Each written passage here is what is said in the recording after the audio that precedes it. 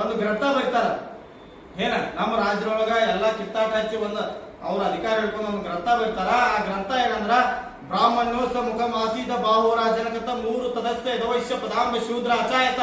ಇದರ ಅರ್ಥ ಮುಖದಿಂದ ಬ್ರಾಹ್ಮಣನ ಹುಟ್ಟಿದಾನ, ತೋಳುಗಳಿಂದ ಕ್ಷೇತ್ರನ ಹುಟ್ಟಿದಾನ, ತೊಡೆಗಳಿಂದ ವೈಶ್ಯನ ಹುಟ್ಟಿದಾನ, ಪಾದಗಳಿಂದ ಶೂದ್ರನು ಹುಟ್ಟಿದಾನೆ ಅಂತ ಹೇಳಿ ಬರೆದು ಇವತ್ತು ಏನಾರ ನಾವು ಶಿಕ್ಷಣವನ್ನ ಕೇಳಿದ್ರ ನಮಗ ಕಾದ ಎಣ್ಣೆ ಸೀಸ ಕಿವ್ಯಾಗ ಹಾಕ್ತಿದ್ರು.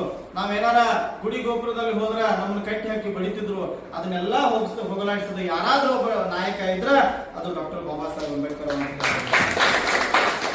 ಇವತ್ತು ನಾವು ಪ್ರತಿನಿತ್ಯ ಏನು ಈ ಜೀವನ ಪ್ರತಿ ಸೆಕೆಂಡ್ ಅನ್ನ ನಾವು ಅನುಭವಿಸ್ತಾ ಇದ್ದೀವಿ.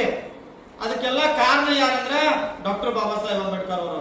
ಇವತ್ತು ನೋಡ್ರಿ ನಾವು ಯಾವ ಮೂಮೆಂಟ್ ಬಂದು ಅಂದ್ರ ಕಾಡಿನಲ್ಲಿ ಹುಲಿನ ಕೊಲ್ತೈತಿ ಅಂತ ಹೇಳ್ರಿ, ಹುಲಿನ ಕೊಲ್ತೈತಿ ಇಲ್ಲ. ಆದ್ರ ನಮ್ಮ ದೇಶದಾಗ ಮನುಷ್ಯನ ಕೊಲ್ತು ಕೊಲ್ತಾರಂದ್ರ ನಾವು ಎಲ್ಲಿಗೆ ಬಂದ್ ನಿಂತಿದೀವಿ ಅಂತ ಹೇಳಿ ವಿಚಾರ ಮಾಡುವಂತ ಸಂದರ್ಭ ಬಂದಿದ್ದೀರಿ. ಅದಕ್ಕಾಗಿ ಆದ್ಮೇಲೆ ಇವತ್ತು ನೀವು ಏನು ಬಾಬಾ ಸಾಹೇಬ್ ವಿಚಾರಗಳು, ಭಗತ್ ಸಿಂಗ್ ವಿಚಾರಗಳು, ಎಲ್ಲ ಮಹಾಪುರುಷರ ವಿಚಾರಗಳನ್ನ ಒಳಗೊಂಡು ಇವತ್ತು ಸಂಘಟನೆ ಬರಬೇಕಾಗಿದೆ. ಒಂದು ಮಾತು ಹೇಳ್ತಾರ ಬಾಬಾ ಸಾಹೇಬ್ ಅಂಬೇಡ್ಕರ್ ಅವರು, ಸುಖವಾಗಿ ಬದುಕಬೇಕೆಂಬ ಆಸೆ ಇಲ್ಲದ ಜನರು ಅದನ್ನು ಪಡೆಯುವ ಛಲ ಇರುವುದಿಲ್ಲ.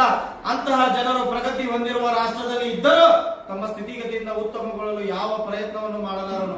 ಆಗ ಅವರು ಮತ್ತಷ್ಟು ಬಡತನ ಕೋಪದಲ್ಲಿ ನರಳುತ್ತಾರೆ ಅಂತ ಹೇಳ್ತಾರೆ ಡಾಕ್ಟರ್ ಬಾಬಾ ಸಾಹೇಬ್ ಅಂಬೇಡ್ಕರ್ ಅವರು.